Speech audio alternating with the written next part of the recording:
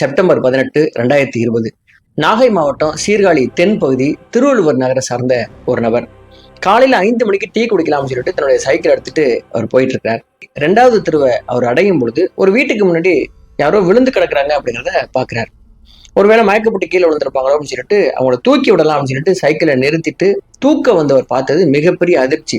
அவர் போட்ட சத்தத்துல அடுத்த 2 நிமிஷத்துல அந்த தெருவில் அந்த அத்தனை பேரும் அங்க கூடிட்டாங்க. அப்படி அவர் என்ன பார்த்தாரு அப்படின்னா, ஒரு பெண் கீழே விழுந்து கிடக்குறாங்க. அவங்க தலை உடைஞ்சு, அதாவது ரொம்ப கொடூரமான முறையில அவங்க இறந்துருக்கிறாங்க. ரத்தம் குளம் போல அந்த இடத்துல பெருகி கிடக்கிறத பார்த்துட்டு தான் அவர் அப்படி கத்திருக்கிறார். இறந்து கிடந்தவங்களை பார்த்துட்டு அந்த தெருவில் இருக்கிற அத்தனை பேரும் அழுதாங்க. என்ன நடந்துச்சு அப்படின்னு ஒருத்தருக்கு கூட புரியல. இவங்களுக்கு இப்படிப்பட்ட மரணமா அப்படின்னு சொல்லிட்டு எல்லாரும் ஃபீல் பண்ணிட்டு இருக்காங்க. அடுத்த அரை மணி நேரத்துல சீர்காழி போலீஸ் ஸ்டேஷனுக்கு இந்த தகவல் போகுது. போலீஸ் டீம் இங்க வர்றாங்க, ஃபாரன்சிக் டிபார்ட்மெண்ட்ல இருந்து வர்றாங்க. வந்து இந்த பாடியை கைப்பற்றி இவங்க யாரு அப்படிங்கிற என்கொயரியில அவங்க இறங்கும் பொழுது, இறந்து போன இந்த பெண்ணுடைய பேர் சித்ரா, இவங்களுக்கு 49 வயசு. உங்களுடைய கணவர் பேர் ஆனந்த ஜோதி, இவங்களுக்கு 53 வயசு. ஒரு கவர்மெண்ட் ஸ்கூல்ல ஒரு ஹெச்எம்மா வேலை பார்க்கிறார். இந்த 2 பேருக்கும் 2 பிள்ளைகள், சுரேஷ் 26, சுவாதி 20. சித்ராவுடைய வீட்டுக்கு வெளியில தான் அவங்க இறந்து கிடக்குறாங்க. காலையில 4:30 மணிக்கு கோலம் போடுறதுக்காக வெளில வந்தவங்க தான் இப்படி கொலை பண்ணப்பட்டு இறந்து கிடக்குறாங்க அப்படிங்கிறது காவல்துறைக்கு தெரிய வருது. உடனடியா சித்ராவுடைய உடலை போஸ்ட்மார்ட்டத்துக்கு அனுப்பிட்டு இந்த கொலைக்கு காரணமானவங்களை கண்டுபிடிக்கிற முயற்சியில இறங்குறாங்க காவல்துறையினர். முதல்ல அவங்க விசாரணை வளையத்துக்குள்ள வந்தது இவங்க வீட்டை சேர்ந்த நபர்கள். இந்த ஆனந்த ஜோதி ஒரு ஹெச்எம் அப்படிங்கிறதுனால ரொம்பவே ஸ்ட்ரிக்டான ஒரு நபர். என்னுடைய குடும்பத்துல இருக்கிறவங்களாம் ரொம்ப ஒழுக்கமா இருக்கணும், பர்ஃபெக்டா இருக்கணும் அப்படிங்கிறதுல அவர் ஒரு துளி கூட விட்டு கொடுக்க மாட்டார். உங்களுடைய மனைவியும் அவருக்கு ஏற்ற மாதிரி தான் நடந்துக்கிட்டாங்க. இந்த 2 பிள்ளைகளும் நல்லா படிக்கக்கூடிய பிள்ளைகள். சுத்தி இருந்தவங்கள்ட்ட இந்த குடும்பத்தை பத்தி விசாரிக்கும் பொழுது இந்த சித்ராவை பத்தியும் உங்க குடும்பத்தை பத்தியும் ரொம்ப நல்ல விதமான விஷயங்களையே எல்லாருமே சொல்றாங்க. அப்படிப்பட்ட சித்ராவை யார் கொலை பண்ணியிருப்பாங்க அப்படிங்கிறது மிகப்பெரிய கொஸ்டினா அந்த தெருவில் இருக்கிற அத்தனை பேருக்குமே இருந்தது. ஆனந்த ஜோதிக்கும் சித்ராவுக்கும் ஏதாவது பிரச்சனை இருந்ததா, பர்சனலா அவங்களுக்குள்ள ஏதாவது சண்டைகள் இருந்ததா அப்படின்னு விசாரிக்கிறாங்க. இந்த ஜோடிக்குள்ள எந்த விதமான சண்டைகள் இல்லை அப்படிங்கிறது அவங்க உறுதிப்படுத்துறாங்க. அடுத்து அவங்க வீட்டுல இருக்க 2 நபர்கள், பையனும் பொண்ணும், அவங்களையும் விசாரிக்கிறாங்க. அவங்களுக்கும் அவங்க அம்மாவுடைய மரணத்துக்கும் எந்த சம்பந்தமும் இல்லை அப்படிங்கிறதையும் உறுதிப்படுத்திக்கிறாங்க. அடுத்த கட்டமா இந்த வீட்டை சுத்தி இருந்த நபர்கள், இந்த நபர்கள் மூலமா சித்ராவுக்கு ஏதாவது ஆபத்து வந்திருக்குமோ, வேற ஏதாவது எனிமி இருப்பாங்களோ அப்படிங்கிற ரீதியிலையும் விசாரணையை ஆரம்பிக்கிறாங்க. இந்த சித்ராவுக்கும் அங்கிருந்த எந்த நபர்களுக்கும் ஒரு பிரச்சனையுமே கிடையாது. சித்ராவுடைய மாடி போர்ஷன்ல 2-3 குடித்தனங்கள் வச்சிருக்காங்க. அப்படி அவங்க கிட்டையும் விசாரிக்கிறாங்க. அப்படி விசாரிச்சதுல மாடி வீட்டுல ஒரு போர்ஷன்ல கூடியிருந்தவங்க பிருந்தாவுடைய கணவர் வந்து ஃபாரின்ல இருக்கிறார். 3 வயசுல ஒரு ஆண் குழந்தை இருக்குது. அவங்க குழந்தையும் அந்த பெண்ணுமா தனியா தான் அந்த வீட்டுல இருக்கிறாங்க. அந்த பெண் வந்து அழுதுகிட்டே போலீஸை சொல்றாங்க, எனக்கு வந்து ஒரு அம்மா மாதிரி இவங்க, நான் எங்க அப்பா அம்மா வீட்டெல்லாம் விட்டு ரொம்ப தூரமா வந்து இங்க தங்கி இருக்கிறதுக்கு என்னுடைய கணவர் என்னை இங்க விட்டு வச்சிருக்கிறதுக்கு காரணமே இந்த சித்ரா தான். என்ன அவ்வளோ அன்பா நடத்துவாங்க, எனக்கு ரொம்ப பாதுகாப்பாகவும் இருப்பாங்க, இப்படி அநியாயமா கொண்டுட்டாங்களே அப்படின்னு சொல்லிட்டு அவங்களும் ரொம்ப ஃபீல் பண்றாங்க. இந்த சூழல்ல இன்னொரு போலீஸ் டீம் என்ன பண்றாங்கன்னா, இந்த பகுதியில இருந்த சிசிடிவி கேமராக்களை செக் பண்றாங்க. அப்படி செக் பண்ணதுல விடியற் காலை 4 மணிக்கு ஒரு ஆண் உருவம் இந்த தெரு பக்கம் வர்றதை அவங்க பாக்குறாங்க.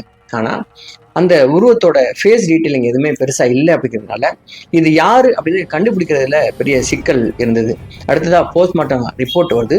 அந்த ரிப்போர்ட்ல என்ன இருக்கு அப்படின்னா, சித்ராவுடைய தலைப்பகுதி நொறுங்கி இருக்குது, ஸ்கல் எல்லாம் நொறுங்கி இருக்குது, அதனால மூளை பகுதி பாதிக்கப்பட்டிருக்கு, ஓவர் ப்ளீடிங்னால இறந்திருக்காங்க. அது மட்டும் இல்லாம சித்ராவுடைய வயிற்று பகுதியும் நெஞ்சு பகுதியும் ஒரு பலமான இரும்பு ஆயுதத்தினால தாக்கப்பட்டிருக்கு அப்படிங்கிற தகவல் போஸ்ட்மார்ட்டத்துல வருது. இப்படி கொடூரமா கொலை பண்ணப்பட்டிருக்காங்க அப்படின்னா இது எதேச்சியா நடந்தது இல்லை, இது ஒரு திட்டமிட்ட கொலையா தான் இருக்கணும் அப்படிங்கிறது போலீஸ்க்கு தெரிய வரும். அடுத்த கட்டமா போலீஸ் இந்த விசாரணை எப்படி எடுத்துக்க போறாங்க அப்படின்னா, 4 மணிக்கு இந்த வீட்டை சுற்றிலும் வேற ஏதாவது மொபைல் ஆக்டிவேட்ல இருந்திருக்குது. அப்படி டெக்னிக்கலா அவங்க விசாரணையில இறங்குறாங்க. இன்னொரு டீம் என்ன பண்றாங்கன்னா, இந்த சித்ராவுடைய விசாரணையில யாரு மேலாம் நமக்கு சந்தேகம் இருக்கு அப்படின்னு ஒரு லிஸ்ட்டை தயாரிக்கிறாங்க. அந்த லிஸ்ட்ல சித்ராவுடைய வீட்டை சேர்ந்தவங்களும் இருக்கிறாங்க, உங்க வீட்டுல குடியிருந்த நபர்களும் இருக்காங்க. பொதுவா போலீஸ் வந்து யாருமே ஏதாவது சந்தேகப்படுறாங்க அப்படின்னா அவங்களுடைய ஆக்டிவிட்டிஸை கவனிக்க ஆரம்பிப்பாங்க. அவங்களுடைய ஃபோன் ரெக்கார்ட்ஸ் எல்லாம் எடுத்து செக் பண்ணுவாங்க. அப்படி அவங்க செக் பண்ணதுல இவங்க விசாரணை வளையத்துக்குள்ள இருந்த பிருந்தா மாடியில் இருந்தாங்கல்ல அந்த பெண், அவங்க ஃபோன் ரெக்கார்ட்ஸ்ல அப்நார்மலான ஒரு விஷயத்த கவனிச்சாங்க. அவங்க கணவர்கிட்ட பேசுறதை விட வேற ஒரு நம்பருக்கு மணிக்கணக்கா தினமும் பேசிட்டு இருக்காங்க. இந்த வீட்டுக்கு குடி வந்ததுலேருந்து பேசிட்டு இருக்காங்க அப்படிங்கிற தகவல் தெரிய வருது. பிருந்தாவை கூப்பிட்டு அவங்க இது சம்பந்தமா விசாரிக்கும் பொழுது, ஆமா நான் ஒருத்தர் கூட பேசிட்டு இருக்கேன், அவர் என்னுடைய ஃப்ரெண்டுங்க, என் வீட்டுக்காரர் வந்து ஃபாரின்ல இருக்கிறதுனால எனக்கு ஏதாவது உதவி தேவைப்பட்டா இவர் தான் வாங்கி கொண்டு வருவாரு. என் குழந்தைக்கு முடியலன்னா என்னுடைய குழந்தைய ஹாஸ்பிட்டலுக்கு அழைச்சிட்டு போவாரு. நான் தனியா இருக்கிறதுனால எனக்கு உதவி செய்யறதுக்காக என்னுடைய ஃப்ரெண்டு இங்க வருவாரு போவாரு. இது இங்க இருக்கிற எல்லாருக்குமே தெரியும், இந்த சித்ராமாவுக்கே தெரியும், அவங்களும் இதை அக்செப்ட் பண்ணாங்க அப்படிங்கிற தகவலையும் சொல்றாங்க. ஸோ இந்த கொலைக்கும் அந்த நபருக்கும் எந்த சம்பந்தம் இல்லை அப்படின்னு போலீஸ் நினைச்சிட்டு இருக்கிற அந்த வேலையில தான் ஒரு விஷயம் அவங்களுக்கு தெரிய வருது. என்ன அப்படின்னா, இந்த பிருந்தா பேசிட்டு இருந்த அதே நம்பர் தான் 4:30 மணிக்கு சித்ரா இறந்து போகும்போது அந்த இடத்துல ஆக்டிவா இருந்திருக்கு அப்படிங்கிற டெக்னிக்கல் விஷயத்த போலீஸ் கண்டுபிடிக்கிறாங்க. சரி, இந்த நபர் யாரு அப்படிங்கிற என்கொயரியில் இறங்கும் பொழுது அந்த நபர் பேரு சையது ரியாசுதீன். இந்த சையது இப்ப எங்க இருக்கான் அப்படின்னு போலீஸ் தேடி போகும்போது சையது இப்ப தலைமறைவா இருக்கான் அப்படிங்கிறது தெரிய வருது. சையதை பிடிக்கிற முயற்சியில போலீஸ் இறங்கும் போது அதற்குள்ள சையது சீர்காழி விஓ கிட்ட போயிட்டு சரணடை. அடுத்த கட்டமா போலீஸ் சையதை கைது பண்ணி என்கொயரியை ஸ்டார்ட் பண்றாங்க. அப்படி அவன் சொன்ன உண்மைகள் என்ன அப்படின்னா, சித்ராவுடைய மரணம் அப்படிங்கிறது சையது சொல்ல போற கதையோட முடிவு தான். இதோட ஆரம்பம் 5 வருஷத்துக்கு முன்னாடி ஆரம்பிக்குது. அதாவது சீர்காழி சேத்தூர் கிராமத்தை சேர்ந்த பிருந்தா ஒரு கம்ப்யூட்டர் சென்டர்ல 5 வருஷத்துக்கு முன்னாடி படிச்சுட்டு இருக்கிறாங்க. அப்படி இவங்க படிக்க போன இடத்துல அங்க சையது அப்படின்னு சொல்லி ஒரு பையன் இருக்கான். அந்த பையனும் படிக்க வந்த பையன். அந்த பையன் கூட பிருந்தாவுக்கு ஒரு சின்ன நட்பு ஏற்படுது. இந்த 2 பேருடைய நட்பு என்ன ஆகுதுன்னா, வெளியில சேர்ந்து சுத்துற அளவுக்கு அது டெவலப் ஆகுது. அடுத்த கட்டமா இவங்க காதலிக்க ஆரம்பிக்கிறாங்க. இந்த காதல் அங்க இருக்கிற எல்லாருக்குமே தெரிய வருது. பிருந்தாவுடைய அப்பா அம்மாவுக்கும் தெரிய வருது. உடனடியாக அவங்க என்ன முடிவு பண்றாங்கன்னா, சையதை நம்முடைய பொண்ணு பிருந்தாவுக்கு கல்யாணம் பண்ணி வைக்க முடியாது. என்ன காரணம் அப்படிங்கிறத நீங்களே யோசிச்சுக்கோங்க. உடனடியா பிருந்தாவுடைய அப்பா அம்மா வேறு ஒரு மாப்பிள்ளையை பார்த்து கல்யாணம் பண்ணி வச்சிடணும் பிருந்தாவுக்கு அப்படின்னு முடிவெடுத்து மாப்பிள்ளையை தேட ஆரம்பிக்கிறாங்க. அப்படி தேடுனதுல அரியலூர் கீரை தெருவை சேர்ந்த செல்வகுமார் அப்படிங்கிற ஒரு மாப்பிள்ளை கிடைக்குது. இவருக்கு 2016ஆம் ஆண்டு எந்த விஷயத்தையும் சொல்லாம, தன் பொண்ணுக்கு முன்னாடியே ஒரு காதல் இருந்த விஷயத்தெல்லாம் சொல்லாம கல்யாணம் பண்ணி வச்சிடறாங்க. கல்யாணத்துக்கு அப்புறம் செல்வகுமாரும் பிருந்தாவும் அவங்க வாழ்க்கையை நல்லா தான் ஸ்டார்ட் பண்ணியிருக்காங்க. பிருந்தாவும் தன்னுடைய பழைய காதலை மறந்துட்டு தன்னுடைய கணவன் கூட ரொம்ப அன்பாவே குடும்பம் நடத்த ஆரம்பிக்கிறாங்க. இந்த அன்போட விளைவா அடுத்த சில மாதங்களையே பிருந்தா கன்சீவ் ஆகுறாங்க. கன்சீவ் ஆனதும் செல்வகுமார் என்ன சொல்றாரு அப்படின்னா, இது வரைக்கும் நம்ம 2 பேரு, இதுக்கப்புறம் நமக்கு ஒரு குழந்தை பிறக்க போகுது, அதனால நான் இங்க இருக்கிறத விட ஃபாரினுக்கு போய் சம்பாரிச்சு அனுப்புறேன், நம்ம வீடு கட்டணும், பசங்களுக்கு நிறைய சொத்து வாங்கணும், இந்த மாதிரி இருக்கிறதுனால நான் ஃபாரின்ல போய் சம்பாதிச்சாதான் சரியா இருக்கும் அப்படின்னு சொல்லிட்டு தன்னுடைய மனைவியை இங்கேயே விட்டுட்டு அவர் ஃபாரின் கிளம்புறாரு. கணவர் கூட இருக்கிற வரைக்கும் இந்த பிருந்தாவுக்கு தனிமைங்கிற உணர்வே தெரியல. கணவர் என்னைக்கு ஃபாரின் போனாரோ அந்த நாள்ல இருந்து அவங்க தனியா இருக்கிறத ஃபீல் பண்ணி அவங்க பழைய காதல் அவங்களுக்கு ஞாபகம் வர ஆரம்பிச்சிருச்சு. அடுத்த கட்டமா இப்ப சையது என்ன பண்றான், எங்க இருக்கான் அப்படின்னு அவங்க தேட ஆரம்பிச்சாங்க. சையது இப்ப என்ன பண்றான் அப்படின்னா, சிமெண்ட், ஜல்லி, மண் இதெல்லாம் விற்கிற தொழில ஆரம்பிச்சு ஓரளவு நல்ல பிசினஸ் பண்ணிட்டு இருக்கான். சையதை இவங்க மீட் பண்றதுக்காக சோசியல் மீடியா மூலமா அவங்கள திருப்பி தொடர்பு கொள்ள ஆரம்பிக்கிறாங்க. சையதும் அதுக்கு ரிப்ளை பண்றான். 2 பேரும் நம்பரை எக்ஸ்சேஞ்ச் பண்ண ஆரம்பிக்கிறாங்க. விட்டு போன பழைய உறவை மறுபடியும் அவங்க கண்டினியூ பண்ண ஆரம்பிக்கிறாங்க. பிருந்தா இருக்கிறது அரியலூர் பகுதி, சையது இருக்கிறது சீர்காழி பகுதி. 2 பேரும் சந்திக்கிறதுக்கு தூரம் பெரிய பிரச்சனையா இருக்கு அப்படின்னு யோசிச்சவங்க சையது சொல்றான், நீ சீர்காழி பகுதிக்கே வந்துரு, நம்ம சந்திக்கிறது ரொம்ப வசதியா இருக்கும் அப்படின்னு அவன் சொன்னதுனால பிருந்தா என்ன பண்றாங்கன்னா, சீர்காழி பகுதி இந்த திருவள்ளுவர் நகர் 2வது தெருக்கு குடி வர்றாங்க. அதாவது சித்ராவுடைய மாடி போர்ஷனுக்கு தான் அவங்க வர்றாங்க. வந்ததும் மெல்லமா இப்ப சையதை தன்னுடைய வீட்டுக்கு வர வைக்கிறாங்க. ஆரம்பத்துல எப்பயாவது வர ஆரம்பிச்ச சையது காலப்போக்கில் தினமும் வர ஆரம்பிச்சான். இப்படி ஒரு பையன் ஒரு வீட்டுக்கு தினமும் தேடி வர்றான் அப்படிங்கிற விஷயம் சுத்தி இருந்த எல்லாருக்குமே ஒரு நெருடலா இருந்திருக்கு. இந்த பையன் யாரு அப்படின்னு விசாரிக்க ஆரம்பிச்சாங்க. இந்த பையனுக்கும் பிருந்தாவுக்கும் என்ன சம்பந்தம் அப்படின்னு விசாரிக்கும் போதுதான் பிருந்தா சொல்லியிருக்கிறாங்க, இவர் என்னுடைய ஃப்ரெண்டு, எனக்கு ஏதாவது உதவினா இவர் வந்து செஞ்சு கொடுப்பாரு அப்படின்னு சொல்லியிருக்காங்க. ஆனாலும் கூட சித்ராவுக்கு இவங்களுக்குள்ள வேற ஏதோ தவறான உறவு இருக்கு அப்படிங்கிறது அவங்களுக்கு புரிஞ்சு போச்சு. ஏன்னா அவங்களும் ஒரு அம்மா இல்லையா, அந்த வயசை தாண்டி தானே வந்திருப்பாங்க. அவங்க பிருந்தாவை கூப்பிட்டு கண்டிக்கிறாங்க, இந்த பாருமா உன் வீட்டுக்காரர் வெளிநாட்டுல இருக்கிறாரு, இதெல்லாம் தப்பு, இதுக்கப்புறம் நான் இதை அலோவ் பண்ண மாட்டேன், அவனை இனிமே வர வேணாம்னு சொல்லிடு அப்படின்னு சொல்றாங்க. ஆனா அதை கேட்காத பிருந்தா மறுபடியும் இந்த சையதை வீட்டுக்கு வர வைக்கிறதும் இந்த 2 பேரும் வீட்டுக்குள்ள போயிட்டு கதவை சாத்திக்கிறதுமா இருக்கிறாங்க.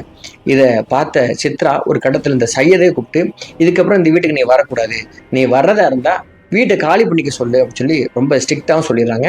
இந்த விஷயம் அக்கம் பக்கத்தில் இருந்த எல்லாருக்குமே தெரியும். ஏன்னா அவங்க தான் சித்ராட்ட வந்து கம்ப்ளைண்ட் பண்ணியிருக்காங்க, உங்க வீட்டில் தங்கியிருக்கிற ஒரு பொண்ணை தேடி ஒரு பையன் வந்துட்டு போயிட்டே இருக்கான், அது நல்லா இல்லை, எங்க வீட்லயும் பொண்ணுங்க இருக்கு, இதை பார்த்து கெட்டு போயிடுவாங்க அப்படின்னு சொல்லி கம்ப்ளைண்ட் பண்ணதுனால சித்ரா ரொம்ப ஸ்ட்ரிக்டா இந்த விஷயத்த சொல்லியிருக்காங்க. இப்படியே போயிட்டு இருக்கும்போது இந்த பிருந்தா என்ன யோசிக்கிறாங்க அப்படின்னா, இந்த மாதிரி ஒரு வீடு நமக்கு கிடைக்காது. 2வது இந்த வீட்டுக்கு வந்ததுக்கே அவங்க கணவர்ட்ட பல பொய்கள் சொல்லி தான் இந்த வீட்டுக்கு வந்திருக்காங்க. இப்ப மறுபடியும் இங்க இருந்து காலி பண்ணி போறதா இருந்தா அவங்க வீட்டுக்கு என்ன சொல்லுவாருன்னா, எதுக்கு காலி பண்ணி போற அப்படின்னு கொஸ்டின் எழுப்புவாரு. 2வது ஓனர்கிட்ட பேசணும் அப்படிம்பாரு. இல்லைன்னா தான் வந்ததுக்கு அப்புறம் வீடை காலி பண்ணிக்கலாம் அப்படிங்கிற தகவலை சொல்லுவாரு. இது மிகப்பெரிய பிரச்சனையா மாறுறதுக்கு வாய்ப்பு இருக்கு அப்படிங்கிறதுனால இந்த இடத்துலயே நம்ம இருக்கிறது தான் நமக்கு சேஃப் அப்படின்னு இந்த 2 பேரும் சேர்ந்து பேசியிருக்கிறாங்க. நம்ம இங்கே இருக்கணும் அப்படின்னா நமக்கு எதிரியா இருக்கிற ஒரே ஒரு நபர் யாரு அப்படின்னா இந்த சித்ரா தான். இந்த சித்ராவை நம்ம கொலை பண்ணிட்டோம் அப்படின்னா நமக்கு எந்த பிரச்சனையும் இல்லை. சரி, கொலை பண்ணதுன்னா எப்படி பண்ணலாம் அப்படின்னு 2 பேரும் யோசிக்கும் பொழுது அதுல பிருந்தா காலையில எத்தனை மணிக்கு சித்ரா எந்திரிப்பாங்க, எத்தனை மணிக்கு சாப்பிடுவாங்க, எத்தனை மணிக்கு தூங்குவாங்க, ஈவினிங் எங்க வெளில போவாங்கன்னு எல்லாத்தையும் ப்ளூ பிரிண்ட் மாதிரி போட்டு கொடுத்துருக்காங்க. அப்படி அவங்க சொன்ன திட்டத்தின்படி இந்த சித்ராவை கொலை பண்றதுக்கு சரியான நேரம் அப்படின்னா அதிகாலை நேரம் தான். இந்த தெருவுல இந்த சித்ரா எந்திரிக்கிற நேரத்துல வேற யாருமே எந்திரிக்க மாட்டாங்க அப்படின்னு சொல்லிட்டு அந்த நேரத்தை குறிச்சு வச்ச இந்த சையத் என்ன பண்றான்னா அதுக்கு ஒத்திகையை பார்க்க ஆரம்பிக்கிறான். காலையில அவங்க எத்தனை மணிக்கு வருவாங்க அப்படின்னு சொல்லிட்டு வந்து மறைஞ்சு நின்று இதெல்லாம் பார்த்துக்கிட்டே இருக்கிறான். ஒரு முறை இந்த சித்ராவை கொலை பண்றதுக்கு ட்ரையும் பண்ணியிருக்கிறான். அன்னைக்கு அவன் ட்ரை பண்ணும்போது அந்த தெருவில் வேறு ஒரு நபர் வந்ததுனால அந்த திட்டத்தை அவனால எக்ஸிக்யூட் பண்ண முடியல. மறுநாள் அவன் ட்ரை பண்ணியிருக்கான். அந்த நாள் தான் செப்டம்பர் 18, 2020. அன்னைக்கு விடியற் காலையில 4 மணிக்கே வந்து இவங்க வீட்டுக்கு முன்னாடி இருக்கிற ஒரு மறைவான இடத்துல கையில இரும்பு பைப்போட வெயிட் பண்ணிட்டே இருந்திருக்கிறான். 4:30 மணிக்கு சித்ரா கோலம் போடுறதுக்காக வெளியில வந்து தண்ணி தெளிச்சிட்டு இருந்திருக்காங்க. அடுத்த நொடி அவங்களுக்கு தெரியாம இவன் பாஞ்சு போய் அவங்களுக்கு பின்னாடி நின்றுட்டு கையில இருந்த இரும்பு பைப்பால அவங்க தலையில அடிச்சிருக்கான். அவங்க அப்படியே ஒரே அடியில கீழே சுருண்டு விழுந்திருக்காங்க. மறுபடியும் தலையில அடிக்கிறான். ரத்தம் கீழே அப்படியே அவ்வளோ குளம் போல பெருக ஆரம்பிக்குது. கொஞ்சம் கூட உயிர் பிழைச்சிடக்கூடாது, அதுக்கான வாய்ப்பே கொடுக்க கூடாதுன்னு சொல்லிட்டு சித்ராவுடைய நெஞ்சு பகுதியிலையும் வயிற்று பகுதியிலையும் அந்த இரும்பு ராடால ஓங்கி அடிக்கிறான். ஒரு கட்டத்துல இவங்க இறந்துட்டதை உறுதிப்படுத்திக்கிட்ட சையத் என்ன பண்றான், அங்கிருந்து ஓடி போய் பக்கத்து தெருவுல நிப்பாட்டி வச்சிருந்த தன்னுடைய பைக்ல ஏறி கழுமலை ஆத்துக்கு போறான். இந்த இரும்பு பைப்பை தூக்கி வீசிட்டு அதுக்கப்புறம் அவன் வீட்டுக்கு போயிட்டு அவனுடைய ட்ரெஸ்ஸையும் கலட்டி வாஷ் பண்ணி போட்டுறான். அதுக்கப்புறம் இவன் என்ன பண்ணிருக்கான் அப்படின்னா காலையில போலீஸ் அங்க வந்தது, என்கொயரி பண்ணது, இப்படி எல்லா விஷயத்தையும் தன்னுடைய காதலிக்கிட்ட போன் மூலமா விசாரிச்சவன் அடுத்த கட்டமா நேரடியா இந்த பகுதிக்கே வந்து போலீஸ் என்னெல்லாம் பண்றாங்கன்னு சொல்லி கூடவே இருந்து எல்லாத்தையும் வாட்ச் பண்ணிட்டு இருந்திருக்கான். அப்படி வாட்ச் பண்ணிட்டே இருக்கும்பொழுது ஒரு கட்டத்துல இந்த விசாரணை பிருந்தாவை நோக்கி போகுது அப்படிங்கிறது அவனுக்கு தெரிஞ்ச உடனே நம்ம மாட்டிக்க போறோம் அப்படின்னு தெரிஞ்சிருச்சு. உடனடியா விஓ கிட்ட போயிட்டு அவன் சரணடைஞ்சிடான். இதுதான் இந்த கிரைம் கேஸோட மொத்த கதை. அதுக்கப்புறம் போலீஸ் என்ன பண்ணாங்கன்னா சையது, கொலைக்கு உடந்தையா இருந்த பிருந்தா, இந்த 2 பேரையும் கோர்ட்டுக்கு கொண்டு போறாங்க. இப்ப சிறையில இருக்காங்க. இந்த வழக்கு நடந்துட்டு இருக்கு, இன்னும் தீர்ப்பு வரல. இந்த கிரைம் சம்பவத்தை படிக்கும்போது எனக்கு என்ன தோணுச்சு அப்படின்னா, இந்த கொலை நடக்கிறதுக்கு முக்கியமான காரணம்னு நான் நினைக்கிறது என்ன அப்படின்னா பிருந்தாவுடைய அப்பா அம்மா. பிருந்தா ஒரு பையனை காதலிக்கிறாங்க அப்படின்னு தெரிஞ்ச உடனே எந்த ஈகோவும் பார்க்காம அந்த பையன் நல்ல பையனா அப்படிங்கிறத மட்டும் பார்த்துட்டு நல்ல பையன் அப்படிங்கிற பட்சத்துல அவனுக்கு கல்யாணம் பண்ணி கொடுத்திருந்தா இந்த கொலையை தடுத்துருந்துக்கலாம். 2வது இன்னொரு விஷயம், தான் காதலிச்ச பையனை மட்டும் தான் கல்யாணம் பண்ணுவேன், நீங்க சொல்றதுக்காக இன்னொருத்தனா கல்யாணம் பண்ணிக்க மாட்டேன்னு ரொம்ப ஸ்ட்ராங்கா இந்த பிருந்தா இருந்தாங்கன்னா அவங்க வாழ்க்கையை இன்னைக்கு ஜெயிலில் கழிச்சிருக்க வேண்டிய அவசியம் இல்லை. அநியாயமா எந்த குற்றமும் செய்யாத செல்வகுமார் அப்படிங்கிறவருடைய வாழ்க்கையும் கெடுத்துட்டு ஒரு குழந்தையும் பெற்றுட்டு இன்னைக்கு ஜெயிலில் இருக்காங்க. செல்வகுமாரோட நிலைமையை நினைச்சு பாருங்க. ஃபாரின்ல போய் குடும்பத்துக்காக கஷ்டப்பட்டு சம்பாதிச்சுட்டு இருந்த இந்த செல்வகுமாரோடைய நிலைமை என்னாச்சு, இவங்களுக்கு பிறந்த அந்த 3 வயசு குழந்தையுடைய நிலைமை, இது எல்லாத்தையும் நினைக்கும் பொழுது முறையற்ற காமம் ஒருத்தரை எந்த எக்ஸ்ட்ரீமுக்கு கொண்டு போகும் அப்படிங்கிறது உறுதியா தெரியுது. சரி, இது என்னுடைய கருத்து. இந்த சம்பவம் பத்திய உங்க கருத்துக்களை நீங்க பதிவு பண்ணுங்க. மறக்காம இந்த சேனலை நீங்க சப்ஸ்கிரைப் பண்ணுங்க. நான் உங்கள் RS ராஜா. நன்றி, வணக்கம்.